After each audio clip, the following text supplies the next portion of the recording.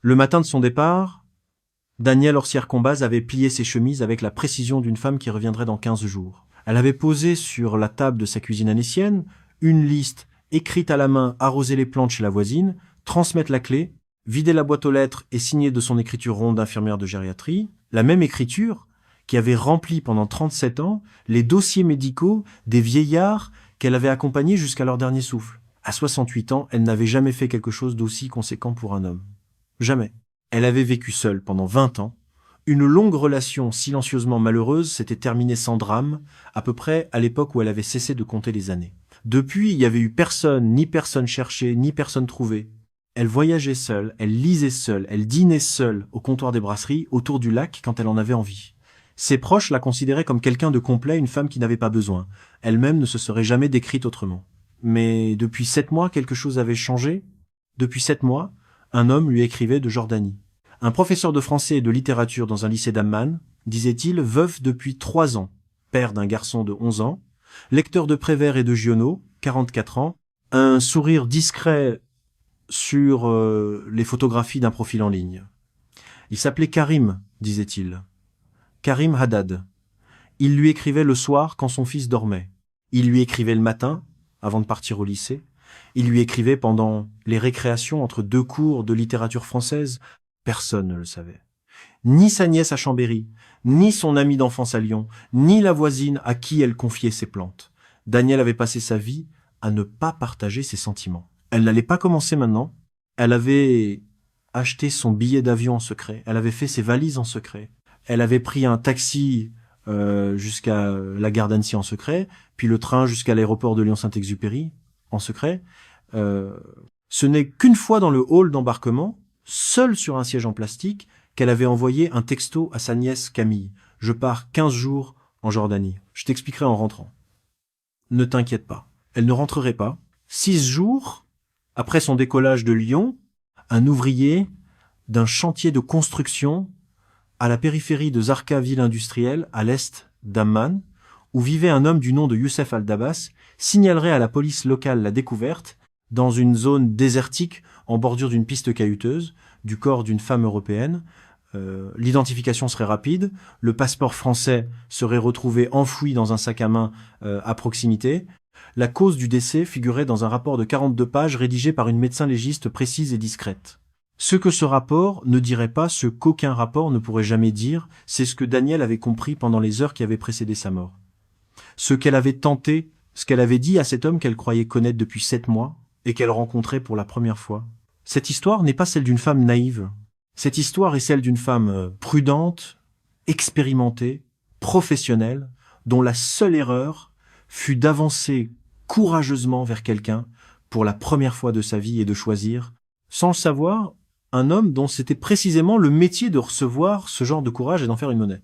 C'est aussi l'histoire d'un piège si silencieux, si patient, si soigneusement construit, que même les enquêteurs jordaniens qui le démontraient plus tard mettraient des semaines à comprendre à quel point il avait été pensé.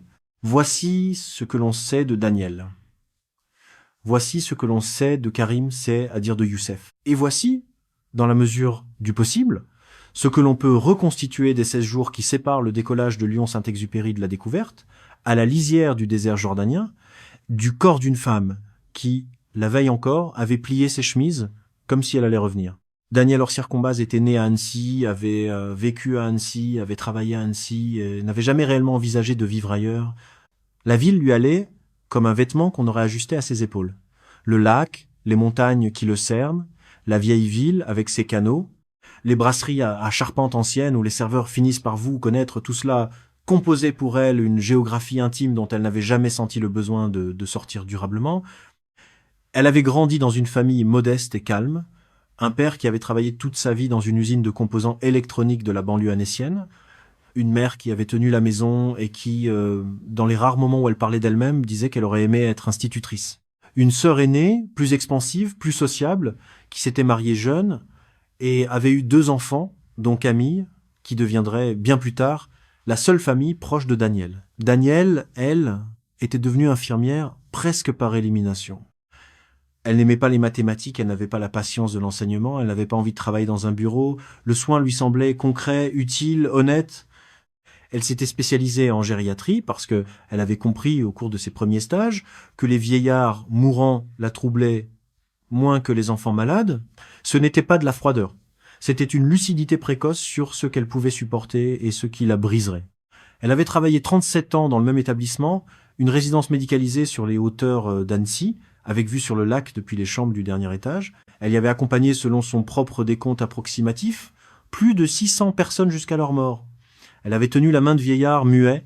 Elle avait écouté les délires nocturnes des femmes centenaires qui redevenaient, dans leurs derniers jours, les petites filles qu'elles avaient été. Elle avait fermé de ses propres doigts les paupières de gens dont les familles n'étaient pas arrivées à temps. De ce métier, elle avait tiré une forme particulière de sérénité. Ses collègues plus jeunes la considéraient comme dure. Ses collègues plus âgés la considéraient comme sage. La vérité était plus simple. Elle avait appris, très tôt, que la peur de la mort ne servait à rien, et que la seule chose utile en présence de la souffrance était la présence elle-même. Elle avait aussi appris à lire les gens. 37 ans à observer des visages, des mains, des respirations, des micro-expressions de douleur ou de résignation, cela vous forme un œil. Danielle savait souvent avant les médecins quand un patient allait mourir dans la nuit. Elle savait quand une famille mentait sur les circonstances d'un accident domestique. Elle savait quand un vieux monsieur qui souriait était en train de sombrer dans une dépression silencieuse. Cette compétence-là, elle en était fière. Silencieusement, discrètement, mais profondément, elle la considérait comme sa protection contre le monde. Une femme qui savait lire les gens ne pouvait pas être trompée facilement. C'est précisément ce qu'elle croirait au sujet de Karim Haddad. Et c'est précisément ce qui la rendrait sans défense. Sa vie sentimentale, elle en parlait peu même à Mireille Aubenas-Cochard, son amie d'enfance de 70 ans, qui vivait à Lyon et qu'elle voyait 3 ou 4 fois par an. Il y avait eu, pendant sa quarantaine, une longue relation avec un homme dont personne dans son entourage actuel ne connaissait plus vraiment le prénom. Un ingénieur en travaux publics, gentil, silencieux, présent sans être présent, avec qui elle avait partagé un appartement pendant 11 ans sans jamais parler de mariage ni d'enfant. Ils s'étaient séparés à peu près à l'époque où elle avait passé la cinquantaine. La séparation n'avait pas été douloureuse. Elle avait été plutôt un soulagement lent, la reconnaissance mutuelle qu'ils étaient devenus, l'un pour l'autre une habitude sans substance. Depuis, elle vivait seule dans un appartement de 3 pièces au rez-de-chaussée d'un immeuble ancien du quartier de la Vieille Ville. Elle avait des plantes. Elle avait des livres beaucoup, empilés sur toutes les surfaces horizontales. Elle avait un balcon minuscule où elle prenait son café chaque matin en regardant les toits d'ardoise humides. Elle avait pris sa retraite 4 ans avant les événements. La transition avait été plus facile qu'elle ne l'avait redouté. Elle avait craint le vide. Elle avait trouvé à la place un temps qu'elle apprivoisait progressivement. Elle marchait. Elle lisait de longues heures. Elle voyageait seule, Maroc, Turquie, Maltais, avec cette assurance tranquille des femmes qui ont appris depuis longtemps à pas avoir peur des aéroports.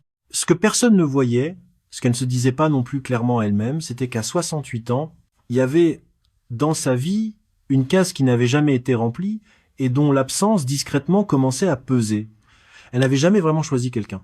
On l'avait choisi, l'ingénieur en travaux publics avait insisté pour l'inviter à dîner pendant 6 mois avant qu'elle ne cède, ou on l'avait pas choisi, elle-même, active, décidée, allant vers quelqu'un parce qu'elle avait décidé que cet homme-là valait la peine, cela ne lui était jamais arrivé. Si vous appréciez ce que vous êtes en train d'écouter, si l'histoire de Danielle éveille en vous ce mélange de compassion et de vertige que ces enquêtes provoquent, pensez à vous abonner à cette chaîne. Chaque semaine, je documente des affaires réelles, des vies brisées non par le hasard mais par des mécanismes précis que peu de gens connaissent. Votre abonnement me permet de consacrer du temps à ces enquêtes malgré mon emploi à temps plein. Activez la cloche pour ne manquer aucune nouvelle documentation. Et si cette histoire vous touche, partagez-la à quelqu'un que vous connaissez, quelque part, en a peu, être besoin. Merci d'être présent parmi nous. Reprenons. La première fois que Danielle avait envisagé de s'inscrire sur un site de rencontre, elle en avait ri toute seule dans son salon. L'idée lui paraissait à la fois moderne au-delà de ce qui la concernait et vaguement embarrassante. Elle en avait parlé une fois à Mireille, au téléphone, sur le ton de la plaisanterie. Et Mireille avait répondu, dans son accent lyonnais chaleureux, « À ton âge, ma pauvre, tu vas tomber sur des monstres, ne fais pas ça. » Elles avaient ri toutes les deux. Danielle avait raccroché en pensant qu'elle ne le ferait pas. Elle l'avait fait quelques mois plus tard, un soir d'hiver, sans se l'expliquer clairement. Elle avait choisi une plateforme francophone destinée aux personnes de plus de 50 ans.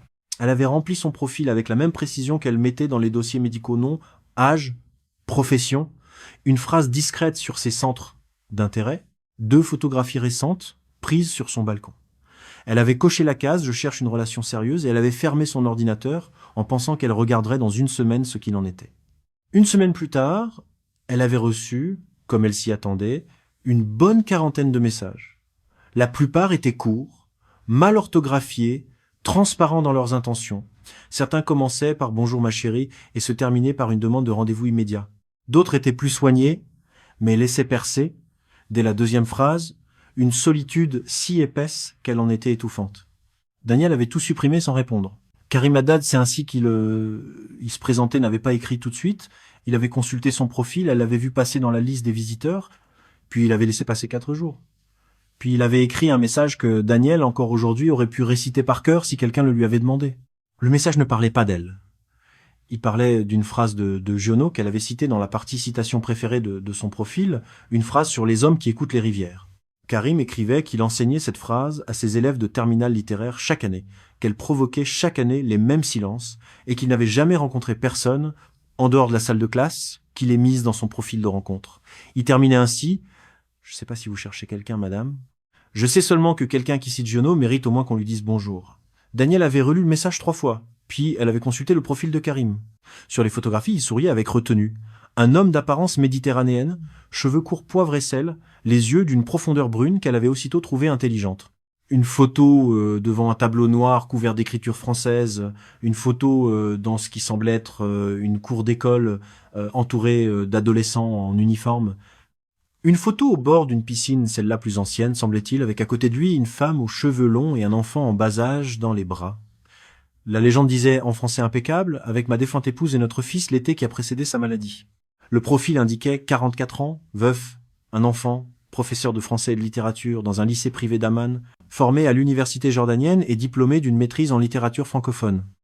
Il déclarait chercher une correspondance authentique avec une femme cultivée, francophone, prête à échanger sur des livres et sur la vie sans précipitation. Ce que Daniel ne pouvait pas savoir, c'est que rien de ce profil n'était vrai. L'homme sur les photographies n'était pas Karim Haddad.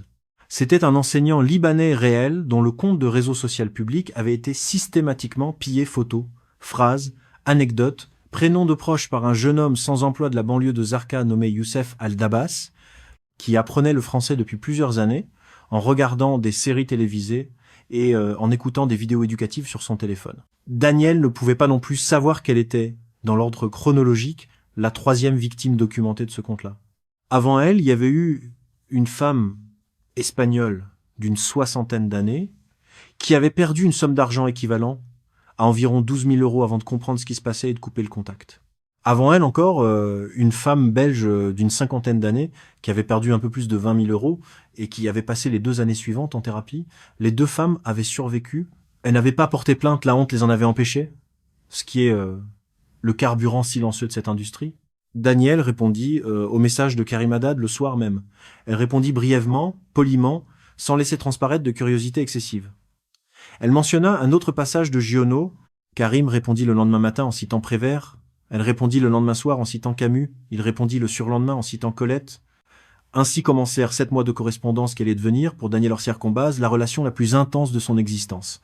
Ce qui distinguait Karim des autres hommes qui avaient écrit à Daniel, c'était pas la flatterie, il n'en produisait presque pas. Ce qui le distinguait, c'était la patience. Il ne demandait rien. Pendant les 2 premiers mois, il ne demanda ni photographie supplémentaire, ni conversation vocale, ni détails personnels, ni contact en dehors de la messagerie du site de rencontre. Il écrivait chaque jour, souvent longuement, sur des sujets qui n'étaient pas elle, sur ses élèves, sur les livres qu'il faisait étudier, sur la vieille ville d'Amman qu'il aimait parcourir à pied les jours de repos, sur son fils Adnan qu'il élevait seul depuis la mort de sa femme, sur les difficultés de faire lire un roman français à des adolescents jordaniens qui vivaient dans un monde saturé d'écran. Daniel, qui avait passé sa vie à écouter des vieillards raconter leur vie, reconnut immédiatement dans les messages de Karim quelque chose qui ressemblait à une voix véritable. Il ne racontait pas des choses spectaculaires.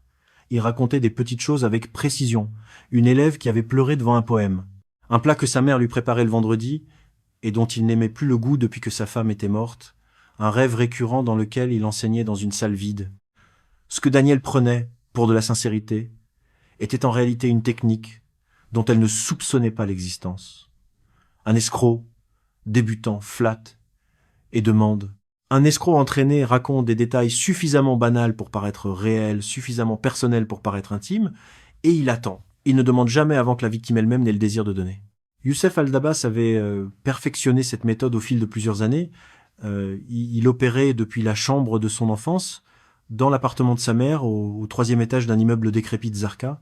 Sa mère, veuve depuis longtemps, croyait que son fils travaillait comme rédacteur indépendant pour des sites d'information francophones. C'était l'explication qu'il lui avait donnée pour justifier le fait qu'il passe ses journées et nuits sur son ordinateur. Elle ne parlait pas français. Elle ne comprenait pas ce qu'il écrivait. Elle lui préparait du thé et lui laissait la paix. Youssef avait 29 lorsqu'il avait envoyé son premier message à Daniel. Il en aurait 31 au moment des événements. Il n'était ni beau, ni particulièrement charismatique en personne, ni éduqué au sens conventionnel. Il avait abandonné ses études secondaires avant le baccalauréat jordanien. Ce qu'il avait, c'était une intelligence rusée, une patience anormale et une capacité de lecture des femmes occidentales qu'il avait affinée sur des centaines de profils avant d'arrêter son choix sur ceux qui promettaient un rendement. Daniel avait été choisi.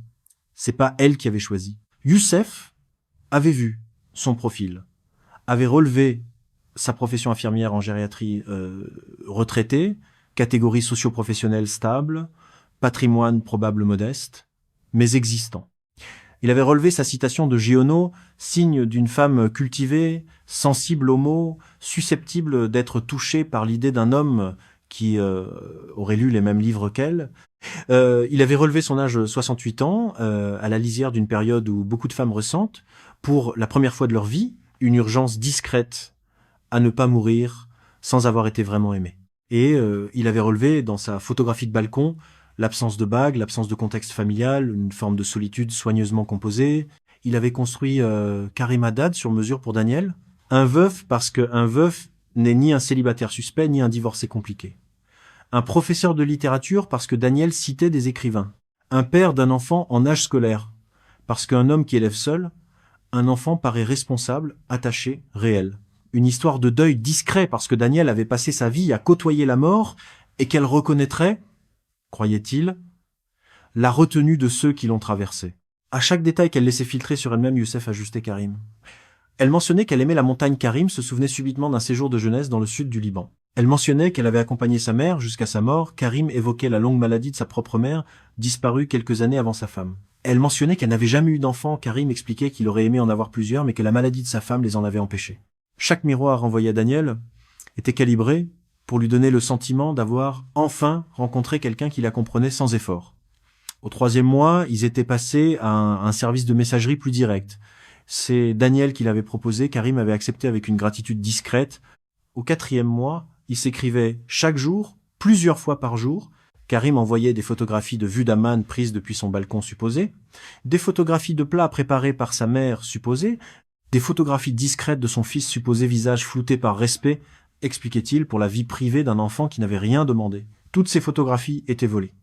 Certaines sur d'autres comptes de réseaux sociaux publics, d'autres sur des sites de recettes libanaises, d'autres encore générées par des outils qu'un jeune homme oisif de Zarqa avait tout le temps du monde d'apprendre à utiliser.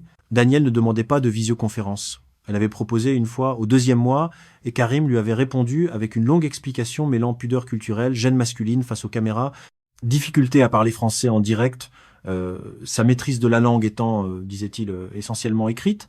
À l'oral, je bafouille, je perds mes mots, j'ai peur de vous décevoir. Laissez-moi encore un peu de temps. Daniel avait trouvé cela touchant. Elle avait accepté sans insister.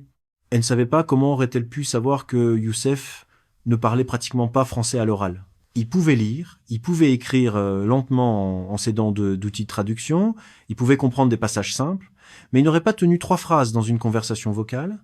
Toute la relation reposait sur un texte soigneusement écrit, et le texte ne transpire pas. Au 6e mois, Karim mentionna pour la première fois, et avec une hésitation qui parut sincère, l'idée de se rencontrer. Il ne le formula pas comme une invitation. Il le formula comme une pensée qu'il venait d'avoir, dont il n'osait pas vraiment parler, dont il craignait qu'elle ne trouve absurde. Je vous ai lu chaque jour depuis 6 mois. Je vous ai comprise à travers vos mots. Est-ce que ce serait déraisonnable un jour de vous voir? Je ne veux rien vous imposer. Je pose la question comme on lâche un caillou dans un puits pour entendre où il tombe. Daniel avait mis 3 jours à répondre. 3 jours pendant lesquels elle avait relu leurs échanges depuis le début des centaines et des centaines de messages, rangés dans l'ordre chronologique, qui composait à cet instant précis la chronique la plus continue et la plus intime de sa vie affective des 20 dernières années. Elle les avait relus assise à son balcon en fin d'après-midi, avec un thé qui refroidissait à côté d'elle. Elle avait pleuré à un moment sans très bien savoir pourquoi. Puis elle avait répondu « Je viens ». Ce simple mot avait déclenché, à Zarqa, dans une chambre décrépite du 3e étage d'un immeuble sans ascenseur, une réaction que Youssef Al-Dabbas n'avait pas anticipée avec autant de précision qu'il l'aurait cru. Il avait passé 6 mois à préparer une extraction financière. Il n'avait pas préparé la présence physique de sa victime sur le sol jordanien avant que celle-ci ait envoyé le moindre virement. Daniel, dans son enthousiasme calme, avait renversé la logique de son propre piège. Elle ne demandait pas à envoyer de l'argent, elle demandait à venir. Youssef mit 2 jours à répondre, puis Karim écrivit qu'il était bouleversé, qu'il n'osait pas y croire, qu'il tiendrait absolument à venir la chercher à l'aéroport, qu'il l'installerait dans une résidence discrète qu'un ami tenait dans un quartier calme d'Amman, qui lui présenterait progressivement sa vie, son école, ses collègues, son fils, sa mère, qui vivait dans le nord de la Jordanie, et qu'il pourrait organiser une visite si elle le souhaitait. Daniel répondit qu'elle achèterait son billet dans la semaine. Elle acheta le billet un mercredi matin, dans une agence de voyage située à 2 rues de chez elle, en payant en espèces parce qu'elle n'avait jamais aimé les achats en ligne pour ce genre de somme. Une agente d'une 30aine d'années, aimable et professionnelle, lui posa quelques questions de courtoisie sur les raisons du voyage. Daniel répondit qu'elle allait visiter des sites archéologiques Petra, Jerash, la mer morte. L'agente ne posa pas d'autres questions. C'était une réponse plausible, banale même, pour une retraitée cultivée de sa clientèle habituelle. Daniel rentra chez elle avec, dans son sac, un billet aller-retour pour un séjour de 15 jours. Elle posa le billet sur la table de sa cuisine et le regarda longuement, comme on regarde une lettre importante avant de l'ouvrir. Elle ne dit rien à personne. Elle ne le dit pas à Camille, sa nièce, qu'elle voyait pourtant régulièrement. Elle se voyait à Chambéry ou à Annecy environ 1 fois par mois, dîner ensemble, se raconter l'essentiel. Camille avait 41 ans, elle travaillait comme graphiste indépendante, elle était la fille de la sœur aînée de Daniel décédée quelques années plus tôt. Depuis cette disparition, elle avait pris pour Daniel la place de la seule famille véritablement proche. Elle s'aimait d'une affection discrète et solide. Daniel ne dit rien à Camille pour une raison qu'elle-même s'expliquait mal. Elle sentait, sans se l'avouer, qu'elle avait honte. Non pas honte de Karim, il ne pouvait pas y avoir de honte à correspondre avec un professeur cultivé de 44 ans. Honte de la disproportion. Honte que sa nièce, plus jeune, plus au fait des choses du siècle, ne trouve ce voyage insensé.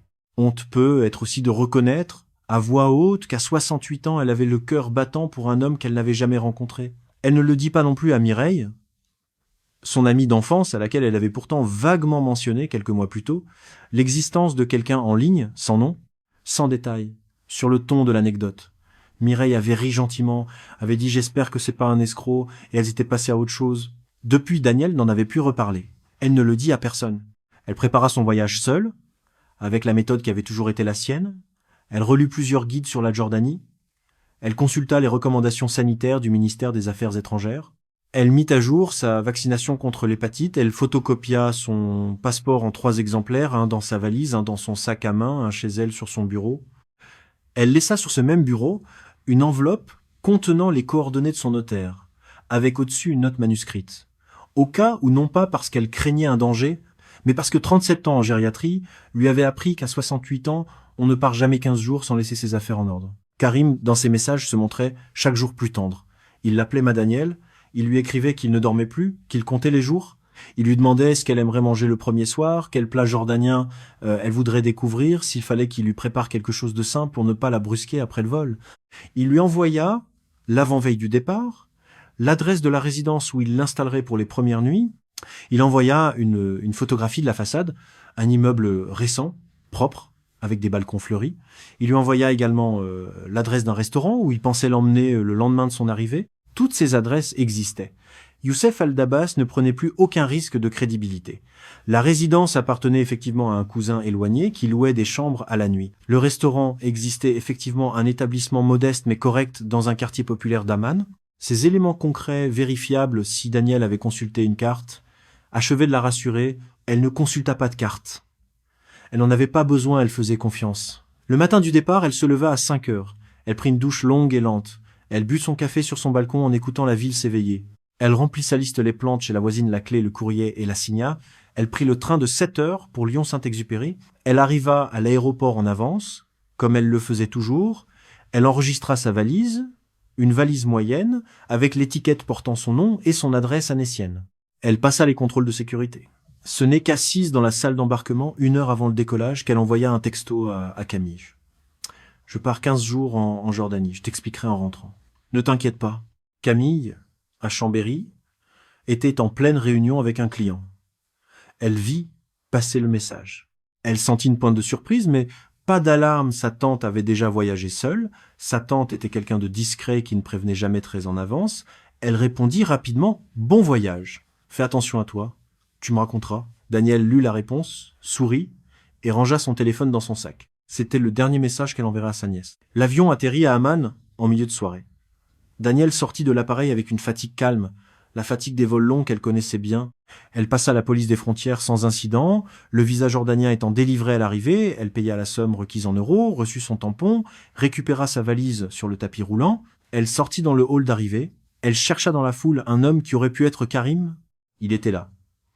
Un homme d'apparence méditerranéenne, cheveux courts, chemise blanche, tenant à la main une petite pancarte où était écrit son nom à elle, il souriait avec retenue. Il n'avait pas exactement le visage des photographies.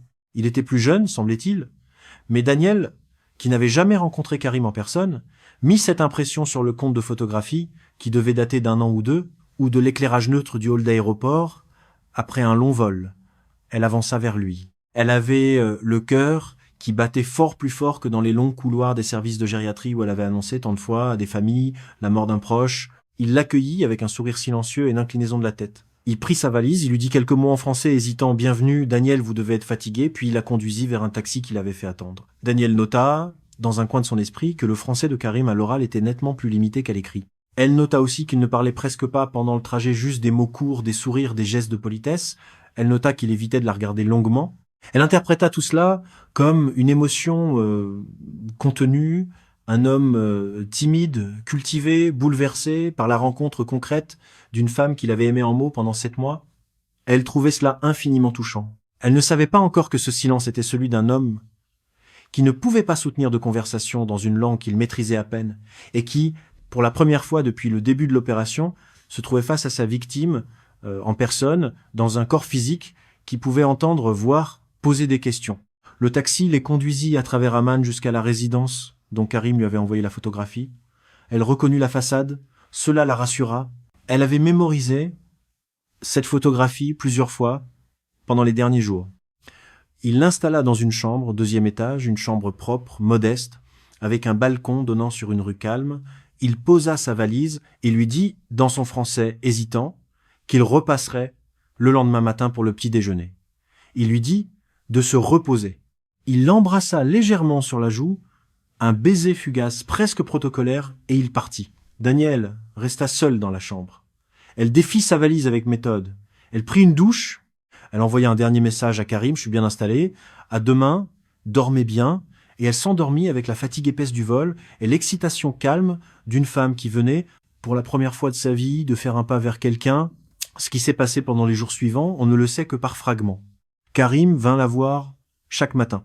Il lui apportait le petit déjeuner, il l'emmenait déjeuner dans des restaurants modestes, il lui faisait visiter certains quartiers d'Amman, le souk, la citadelle, la vieille ville. Il parlait peu, il souriait beaucoup. Il tenait la main de Daniel avec une pudeur qu'elle interprétait comme du respect. Ce qui la troubla progressivement, ce fut l'absence de son fils. Karim avait, dans leurs échanges des 7 derniers mois, longuement parlé d'Adnan. Il avait envoyé des photographies, il avait raconté ses résultats scolaires, ses caprices, ses tristesses depuis la mort de sa mère. Daniel s'attendait à le rencontrer dès les premiers jours. Karim répondit d'abord que Adnan était chez sa grand-mère paternelle dans le nord du pays et qu'il rentrerait bientôt. Puis, quelques jours plus tard, il expliqua qu'Adnan était finalement malade et qu'il valait mieux attendre. Puis, il évoqua un problème avec l'école du garçon. Puis, il changea de sujet. Daniel nota, dans un carnet qu'elle tenait à jour depuis toujours pendant ses voyages, cette absence répétée. Elle ne s'en inquiéta pas encore. Elle se dit que Karim protégeait son fils d'une rencontre trop rapide avec une femme dont il n'avait peut-être pas encore parlé à l'enfant. Cela lui parut délicat. Il y eut d'autres petites incohérences. Karim ne l'emmena jamais dans son école, malgré ses promesses. Karim ne lui présenta aucun collègue. Karim ne l'invita pas chez lui. Il expliqua que sa mère, qui vivait avec lui pour l'aider avec son fils, était souffrante et qu'il valait mieux attendre. Karim se montra étrangement silencieux quand elle lui posa des questions précises sur son lycée, sur ses élèves, sur les auteurs qu'il enseignait cette année. Daniel commença, sans se l'avouer, à écouter. Elle avait 37 ans d'expérience à écouter les silences. Elle avait passé sa vie à comprendre ce que les vieillards mourants ne disaient pas. et lentement, dans le silence de Karim, quelque chose se mit à la troubler. Elle fit pas confiance à cette inquiétude. Pas encore. Elle se dit qu'elle projetait, qu'elle avait trop lu de livres sur les arnaques amoureuses ces dernières années, qu'elle était injuste envers un homme qui avait fait 6 heures de taxi pour venir la chercher à l'aéroport et qui la nourrissait chaque midi. Mais elle prit discrètement quelques précautions. Elle envoya à Mireille, son amie d'enfance à Lyon, un message anodin lui décrivant Aman. Elle ne mentionna pas Karim, mais elle voulait, sans se le formuler ainsi, laisser une trace de sa présence quelque part. Le 9e jour de son séjour, Karim proposa quelque chose qui la surprit. Il expliqua qu'il devait, pour des raisons familiales, se rendre le lendemain à Zarqa, la ville où sa mère malade vivait, dans le nord-est de la région métropolitaine d'Amman. Il proposa qu'elle l'accompagne. Il dit que sa mère aimerait la rencontrer, malgré la fatigue de sa maladie. Il dit que Daniel avait fait tant de chemin qu'elle méritait de connaître aussi cette part de sa vie. Daniel hésita. Quelque chose dans la manière dont Karim présenta cette invitation ne collait pas avec ce qu'il avait dit auparavant. Il avait toujours parlé de sa mère comme vivant dans le nord du pays, plusieurs heures de route. Zarqa n'était pas dans le nord. Zarqa était juste à côté d'Amman. Elle ne le fit pas remarquer. Elle accepta. Ce fut très probablement la dernière décision qu'elle prit librement dans sa vie. À Chambéry, pendant ce temps, Camille commençait à trouver le silence de sa tante étrange. Elle avait envoyé plusieurs messages depuis le départ. Elle avait reçu, dans les premiers jours, quelques réponses brèves, mais rassurantes. Bien arrivées. Amman est belle. Il fait chaud. Depuis 4 jours, plus rien. Camille se dit d'abord que sa tante devait être occupée, puis elle se dit que le réseau devait être capricieux. Puis, au 6e jour de silence, elle sentit une inquiétude qui ne s'expliquait pas complètement, mais qu'elle décida de ne pas ignorer. Elle essaya d'appeler. La messagerie vocale répondait en jordanien. Elle essaya à nouveau à des heures différentes. Elle envoya des messages qui ne furent pas lus. Elle appela Mireille Aubenas Cochard, à Lyon, dont elle avait le numéro grâce à un dîner d'anniversaire de sa tante quelques années plus tôt. Mireille répondit qu'elle non plus n'avait pas de nouvelles depuis plusieurs jours, et que Daniel lui avait envoyé un message d'Amman une semaine plus tôt, sans rien mentionner d'anormal. Camille demanda si Mireille savait quelque chose sur les raisons de ce voyage. Il y eut à l'autre bout du fil un silence. Elle m'avait parlé, il y a quelques mois, de quelqu'un avec qui elle correspondait en ligne. Elle m'avait pas dit son nom. Je ne sais rien de plus. Camille raccrocha avec une froideur au ventre qu'elle ne s'était jamais connue. Elle appela le lendemain matin le consulat de France à Amman. On l'a mis en attente, on la transféra à un secrétariat, on lui demanda de rappeler, elle rappela. On lui demanda si sa tante était officiellement portée disparue. Elle répondit qu'elle ne savait pas comment on portait quelqu'un disparu à l'étranger. On lui répondit d'attendre encore 48 heures. Elle attendit 24. Elle rappela le lendemain. Cette fois, la standardiste transféra son appel au consul adjoint Frédéric Maillard, un homme de procédure à la voix grave et posée qui approchait la cinquantaine et qui avait passé sa vie dans les affaires consulaires, Beyrouth, Damas, Nairobi, Amman. Il écouta Camille pendant plusieurs minutes sans l'interrompre. Il lui demanda le numéro de passeport de sa tante, la date d'entrée sur le territoire jordanien, tout élément de contact qu'elle pouvait avoir. Il lui demanda si Daniel avait mentionné un nom, une adresse, quoi que ce soit. Camille répondit qu'elle n'avait rien, un texto envoyé de l'aéroport de Lyon-Saint-Exupéry, quelques réponses brèves depuis Amman, puis le silence. Maillard lui dit qu'il allait ouvrir un dossier. Il lui promit qu'il rappellerait dans les 24 heures. Il rappela le lendemain matin. Le service de l'immigration jordanien avait confirmé l'entrée de Madame Orsière-Combas sur le territoire, en date des semaines précédentes. Elle n'avait pas quitté le pays. Aucun signal de son téléphone n'avait été enregistré depuis 4 jours. Frédéric Maillard fit ce qu'il faisait rarement dans sa carrière. Il prit personnellement contact avec la Direction générale de la sécurité publique jordanienne pour signaler la disparition d'une ressortissante française sur le territoire. Il fut mis en relation avec un officier de police judiciaire francophone du nom d'inspecteur Khalid Mansouri, 46 ans, formé à l'université de Grenoble 2 décennies plus tôt, homme méthodique et discret dont le français académique gardait encore une trace d'accent savoyard. Khalid Mansouri écouta le récit de Frédéric. Il posa quelques questions précises, puis il ouvrit une enquête. C'est lui qui, à partir des relevés téléphoniques, allait remonter jusqu'à Youssef Al-Dabas, le numéro qui avait été en contact quotidien avec le téléphone de Daniel depuis son arrivée sur le territoire jordanien, puis qui avait cessé toute activité vers ce même numéro exactement au moment où le téléphone de la Française avait cessé d'émettre. Le numéro appartenait à un homme de 31 ans, sans emploi stable, résidant dans un immeuble décrépit de Zarqa avec sa mère. Khalid mit 3 jours à établir la connexion. Il mit quelques heures de plus à consulter les archives des signalements d'arnaque en ligne et à comprendre que ce même numéro apparaissait dans 2 plaintes déposées dans les mois précédents par des ressortissants européennes, sans qu'aucune procédure judiciaire n'ait été engagée faute de suite. Y compris alors, avant même que le corps ne soit retrouvé, ce qui s'était probablement passé, il envoya une équipe à Zarqa. Le 16e jour, après le départ de Daniel d'Annecy, un ouvrier d'un chantier de construction, situé à la périphérie de Zarqa, longeait une piste caillouteuse, en fin de matinée, chargé d'aller chercher un outil oublié la veille dans un baraquement provisoire, lorsqu'il aperçut, à une trentaine de mètres de la piste, dans une zone désertique parsemée de buissons secs, une forme qui ne devait pas s'y trouver. Il s'approcha, y comprit très vite, il fit demi-tour, il courut jusqu'à la première boutique ouverte du quartier, il appela la police. Les premiers policiers arrivèrent moins d'1 heure plus tard, ils sécurisèrent le périmètre, ils ne touchèrent à rien avant l'arrivée de l'équipe technique, ils photographièrent le sol, les traces éventuelles, la position du corps. Il s'agissait d'une femme européenne d'apparence âgée. Elle était vêtue de vêtements légers, mal ajustés, comme si on avait rhabillé le corps rapidement après la mort. À une dizaine de mètres du corps, à moitié enfoui dans le sable, gisait un sac à main en cuir dans lequel se trouvait un passeport français, quelques cartes bancaires et un carnet de notes en français. Le passeport portait le nom de Daniel Orsières-Combaz. L'inspecteur Khalid Mansouri fut informé dans l'heure. Il fut pas surpris. Il fit envoyer le corps à l'hôpital universitaire d'Amman pour autopsie. Il fit convoquer, en parallèle, la médecin légiste qu'il tenait pour la plus rigoureuse du pays, la docteure Noura Labi, 39 ans, dont il savait qu'elle produirait un rapport que ni la défense ni le tribunal ne pourraient contester. Il fit alerter, dans la foulée, le consul adjoint Frédéric Maillard. Frédéric Maillard prit son téléphone pour appeler Camille Orsières-Fontanelle à Chambéry. C'était l'un de ces appels dont il avait perdu le compte au fil de sa carrière et dont chacun, néanmoins, restait douloureux. Il ne l'annonça pas au téléphone, il lui demanda de bien s'asseoir. Il lui demanda si quelqu'un pouvait être auprès d'elle, puis lui dit ce qu'il avait à lui dire avec la lenteur professionnelle qu'exigeait la nature de la nouvelle. Camille resta silencieuse. Elle raccrocha après avoir posé 2 ou 3 questions dont elle ne se souviendrait plus par la suite.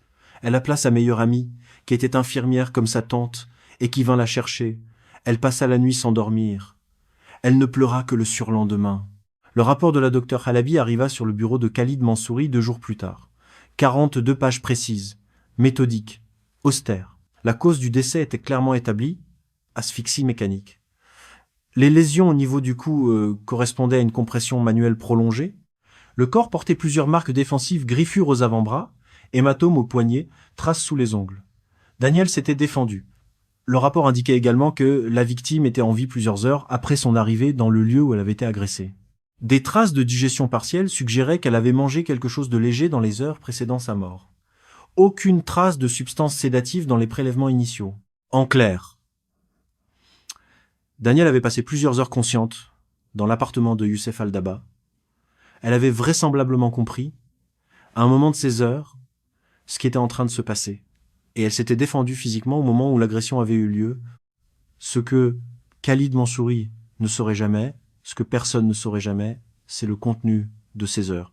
Ce que Daniel avait dit à Youssef, ce qu'elle avait tenté, ce qui, au cours d'une conversation dont les modalités précises étaient perdues, avait fait basculer l'opération financière habituelle vers une violence qui n'était pas dans le répertoire habituel de Youssef Al-Dabas. L'hypothèse retenue par l'inspecteur, à titre d'orientation d'enquête, était la suivante. Daniel, une fois installé dans l'appartement de Zarqa pour ce qui devait être une simple visite à la mère de Karim, avait dû se trouver à tête, avec Youssef, dans un contexte qui l'avait rapidement inquiété. La mère de Youssef était absente. Ce jour-là, les relevés téléphoniques montreraient qu'elle était partie chez une belle-sœur pour la journée. Youssef s'était retrouvé seul avec Daniel dans son propre appartement, dans sa propre chambre, et il avait dû à un moment donné passer à ce pourquoi il avait fait venir la demande d'argent. Comment cette demande avait-elle été formulée? Le montant proposé, sous quel prétexte? On ne le saurait jamais avec certitude. Ce qui était sûr, c'est que Daniel avait réagi d'une manière que Youssef n'avait pas prévue, elle avait probablement refusé, elle avait probablement, avec le calme dur des femmes qui ont passé leur vie à côtoyer la mort, mis des mots sur ce qui se passait devant elle. Elle avait probablement dit qu'elle allait rentrer, appeler la police, prévenir sa nièce. Youssef, dans un affolement qui n'avait plus rien de méthodique, avait cédé à la panique. Il n'était pas un tueur préparé. Il était un escroc entraîné qui s'était retrouvé face à une femme qui avait vu clair trop tôt pour lui, pas assez tôt pour elle. Il l'avait étranglée. Il avait ensuite passé plusieurs heures à essayer de comprendre ce qu'il devait faire. Il avait fini par rhabiller le corps de manière approximative. Il l'avait chargé, à la nuit tombée, dans un véhicule emprunté à un cousin, sous un prétexte trivial.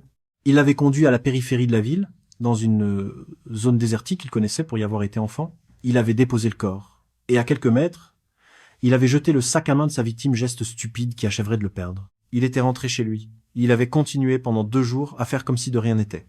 L'équipe de police jordanienne arriva à son domicile aux premières heures du matin, moins de 48 heures après la découverte du corps.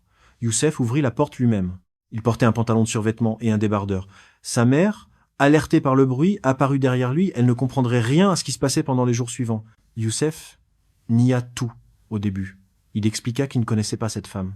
Il expliqua que son numéro avait dû être piraté. Il expliqua qu'il n'avait jamais mis les pieds à Zarqa au-delà du quartier où il vivait. Les preuves s'accumulèrent en quelques jours. Les relevés téléphoniques, les échanges de messages, extraits par les experts techniques de l'unité informatique de la police jordanienne, les traces d'ADN de Youssef sous les ongles de Daniel, les traces d'ADN de Daniel sur le siège arrière du véhicule du cousin, les images de caméras de surveillance montrant la voiture entrer et sortir de la zone désertique de Zarqa la nuit du décès. Youssef finit par avouer partiellement. En présentant les faits sous un jour qui les rendait presque défendables, il aurait cédé à un affolement momentané, il ne l'aurait pas voulu, il aurait été manipulé par elle et non l'inverse. Le tribunal, plus tard, ne retiendrait aucun de ces éléments. Le procès s'ouvrit à Amman quelques mois après l'arrestation. La justice jordanienne, contrairement à ce que certains commentateurs auraient supposé, traita le dossier avec sérieux et rapidité. Un meurtre étranger sur son territoire est un dossier qu'un pays comme la Jordanie ne peut pas se permettre de bâcler. La famille de Daniel avait engagé, sur les conseils du consul, une avocate franco-jordanienne du nom de maître Soraya Kouri Nassar. C'était une femme de 52 ans, brillante, ferme, patiente, qui avait passé toute sa carrière à naviguer entre les 2 systèmes juridiques et qui avait le rare talent d'expliquer à des familles françaises endeuillées comment fonctionnait réellement la procédure jordanienne, non pas comme elle aurait dû fonctionner selon les standards européens, mais comme elle fonctionnait dans la vie réelle du royaume hachémite. Soraya expliqua à Camille, avec une patience qui lui coûtait, que la Jordanie appliquait la peine de mort pour meurtre avec préméditation et que cela pourrait être demandé dans ce dossier. Elle expliqua que la famille de la victime avait, dans le droit jordanien, un rôle plus actif que dans le droit français. Elle expliqua aussi que rien de ce qui serait décidé ne rendrait Daniel. Elle expliqua enfin que la pression consulaire française n'aurait qu'un effet marginal sur le tribunal, que la procédure suivrait son cours propre. Camille écouta tout cela sans faire de commentaires. Elle demanda seulement à assister au verdict. Le procès dura plusieurs semaines. Youssef Aldabas fut représenté par un avocat commis d'office qui fit ce qu'il pouvait à dire peu de choses, tant les preuves étaient accablantes. La docteure Nour Alabi vint témoigner. Ses conclusions furent lues à haute voix devant un tribunal silencieux. L'inspecteur Khalid Mansouri déposa longuement. Ce qui frappa les journalistes présents ne fut pas la sécheresse des faits, les faits étaient prévisibles. Ce qui frappa fut une phrase prononcée par Khalid Mansouri lors de l'audience préliminaire, en réponse à une question du président du tribunal sur la nature de la relation qu'entretenait Daniel avec l'accusé. Khalid Mansouri, dans son français académique, répondit lentement « Elle est venue de son plein gré. Elle avait confiance, et c'est exactement pour cela qu'elle était sans défense. » Le silence qui suivit dura plusieurs secondes. Youssef Aldabas fut condamné à la peine capitale par le tribunal de première instance d'Amman. La condamnation fut confirmée en appel quelques mois plus tard. Camille Orsière-Fontanelle assista au verdict en direct depuis chez elle, à Chambéry, grâce à une liaison mise en place par maître Kouri Nassar. Elle regarda l'écran sans expression pendant les longues minutes de la lecture des motifs. Elle raccrocha ensuite l'appareil. Elle ne parla à aucun journaliste. Elle ne fit aucune déclaration. Elle publia, le lendemain, une seule phrase sur le compte en ligne de sa tante, un compte qui était resté actif tout ce temps, avec les photographies de balcons, les commentaires de collègues à la retraite, les traces publiques d'une vie anécienne modeste et digne. Elle écrivit « Ma tante s'appelait Daniel. Elle avait 68 ans. Elle aimait Prévert et les randonnées en montagne. Elle mérite d'être connue pour cela. » Ce message reçut, dans les jours qui suivirent, plusieurs milliers de réactions, des messages de soutien, des messages de personnes qui avaient reconnu dans l'histoire quelque chose de leur propre expérience, des messages de femmes qui écrivaient qu'elles allaient ce soir même supprimer le compte d'un homme avec lequel elles correspondaient depuis des mois. Il y eut aussi d'autres traces, le profil en ligne de Karim Haddad, celui du professeur libanais fictif dont Youssef s'était servi pendant des années, resta actif pendant plusieurs mois après l'arrestation. La procédure de signalement en Jordanie fut lente. Le réseau social américain concerné mit du temps à traiter la demande. Pendant ce temps, le profil continuait d'exister, avec ses photographies de tableau noir, ses citations de Prévert, ses mentions de son fils fictif. Pendant cette période, plusieurs mois, 2 autres femmes écrivirent à ce profil. 2 femmes qui n'avaient aucun moyen de savoir que l'homme derrière ce compte se trouvait en détention en attente d'exécution dans une prison jordanienne. 2 femmes qui, comme Daniel avant elles, avaient été touchées par une citation. 2 femmes qui envoyèrent des messages qui restèrent sans réponse et qui s'inquiétèrent sans doute de ce silence. Cette information ne parvint jamais aux médias français. Elle figurait, sobrement, dans une note interne de l'inspecteur Khalid Mansouri, transmise au consulat de France par courtoisie professionnelle. Frédéric Maillard, le consul adjoint, gardait sur son bureau, dans un dossier fermé, une phrase qu'il avait rédigée à l'attention de sa propre hiérarchie et qui n'avait jamais été rendue publique.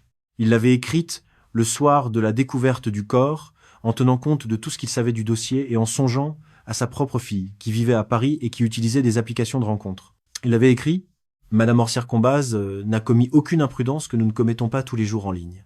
Elle a simplement eu la malchance de rencontrer quelqu'un qui l'avait prévu. » Cette phrase, dans sa sobriété, résume peu être mieux que toute analyse ce qui distingue les affaires de cette nature des accidents que l'on croit.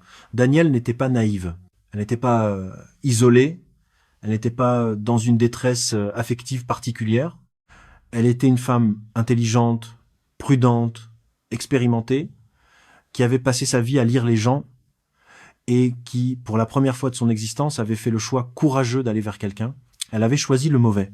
Ce qui rend son histoire différente de celle que l'on entend le plus souvent de ces histoires, où une femme âgée, isolée, désorientée, envoie l'ensemble de son patrimoine à un inconnu sans jamais l'avoir vu. C'est précisément qu'elle n'a rien envoyé. Youssef Al-Dabbas ne l'avait pas ciblée pour sa fragilité. Il l'avait ciblée parce qu'elle avait un patrimoine modeste, mais réel, une retraite stable, et le profil psychologique de quelqu'un qui pouvait, un jour, décider d'agir concrètement. Il avait construit autour d'elle un dispositif qui la ferait venir à lui. Et c'est venu à lui, et non pas en lui envoyant de l'argent, qu'elle a payé le prix. La leçon la plus froide de cette affaire, celle que maître Khoury Nassar a résumée un jour à Camille au cours d'un déjeuner à Amman, est la suivante. La compétence professionnelle à lire les êtres humains, celle que Daniel avait développée pendant 37 ans dans les couloirs d'une résidence médicalisée annécienne, ne protège pas contre les escrocs entraînés. Elle protège contre les menteurs ordinaires. Elle protège contre les gens dont le corps trahit le mensonge, un regard qui fuit, une main qui hésite, une respiration qui se raccourcit. Elle ne protège pas contre un texte. L'escroc entraîné derrière un écran ne présente aucun corps à lire. Il ne présente qu'un texte, soigneusement écrit, patiemment corrigé, méthodiquement calibré pour ressembler à ce que la victime a envie de lire. Le texte ne transpire pas, le texte ne détourne pas les yeux, le texte n'a pas de main qui tremble. C'est pourquoi tant de femmes et tant d'hommes dont l'expérience de la vie devrait pourtant leur donner une protection naturelle se retrouvent dans ces relations sans se voir tomber. Il y a, dans le dossier de la police jordanienne, concernant Youssef Al-Dabbas, un élément qui n'a jamais été rendu public et qui mérite peu d'être mentionné. Sur son ordinateur, saisi lors de son arrestation, les enquêteurs ont trouvé un document que le personnage utilisait comme aide-mémoire pour ses opérations. Il ne s'agissait pas d'un manuel. Youssef n'était pas assez organisé pour cela. Il s'agissait d'une liste de mots-clés en français, à côté desquels étaient notées des associations qui l'aidaient à répondre rapidement. À côté du mot pudeur, il avait écrit « bien reçu par femme cultivée, gagner du temps ». À côté du mot deuil, il avait écrit « toujours pertinent, jamais trop ». À côté du mot fils, il avait écrit « rend responsable, rend attachant ». À côté du mot Giono, il avait écrit « citation lac plus rivière plus montagne ». Ce document, dans sa sécheresse presque commerciale, dit tout ce qu'il faut savoir sur ce qui a été fait à Daniel Orsière-Combaz. Il n'y a pas eu de rencontre, il n'y a pas eu de sentiment. Il y a eu un dispositif calibré autour d'une cible, orienté vers un couloir, refermé au moment où la cible avait avancé assez loin pour ne plus pouvoir reculer. Daniel n'a pas rencontré un homme, elle a rencontré une machine à faire venir des femmes. Camille Orsière-Fontanelle vit toujours à Chambéry. Elle a repris son travail de graphiste. Elle a fait quelques interventions dans des associations de prévention sans jamais donner le nom de sa tante ni les détails du dossier. Elle voulait, disait-elle, que Daniel reste Daniel et non un cas. Mireille Aubenas-Cochard vit toujours à Lyon. Elle repense presque chaque jour à la conversation téléphonique au cours de laquelle son ami d'enfance lui avait vaguement mentionné quelqu'un en ligne. sans nom, sans détail, sur le ton de l'anecdote. Elle se souvient de la manière dont elle avait ri gentiment. Elle se demande, avec une précision douloureuse, ce qui se serait passé si elle avait posé une seule question de plus. Frédéric Maillard est parti à la retraite quelques années après l'affaire. Il n'en parle pas. Khalid Mansouri exerce toujours à Amman. Il a formé, dans les années qui ont suivi, une petite unité dédiée aux disparitions de ressortissants étrangers sur le territoire jordanien. Il dit à ses subordonnés que la plupart des dossiers de cette nature ne finiront pas par un corps, mais que ceux qui finissent ainsi ont presque toujours en commun un long silence en amont que quelqu'un aurait pu remarquer plus tôt. Youssef Al-Dabbas se trouve toujours dans une prison jordanienne, sa peine capitale n'ayant pour l'instant pas été exécutée. Sa mère, qui vit toujours dans le même appartement décrépit de Zarqa, ne comprend toujours pas ce que son fils a fait. Il reste, quelque part dans un dossier judiciaire archivé à Amman, un carnet encurusé qui appartenait à Daniel et qu'elle avait emporté avec elle pour prendre des notes pendant son voyage. Dans ce carnet, à la date de l'avant-dernier jour, on trouve, écrite de son écriture, ronde d'infirmière de gériatrie, quelques lignes qui donnent l'impression qu'elle commençait à comprendre Karim est différent de ce qu'il écrivait, ou alors c'est moi qui projetais quelque chose qui n'existait pas, je verrai demain à Zarqa. Il n'y a pas d'entrée pour le lendemain. Daniel Orsières-Combaz est enterré au cimetière de Leverchy, à Annecy, dans la concession familiale où reposent déjà ses parents et sa sœur. Sur sa tombe, à côté de son nom et de ses dates, sa nièce a fait graver, avec l'accord du reste de la famille. 4 mots seulement. Elle a osé aimer, c'est peu être la seule vérité que cette histoire méritait de retenir,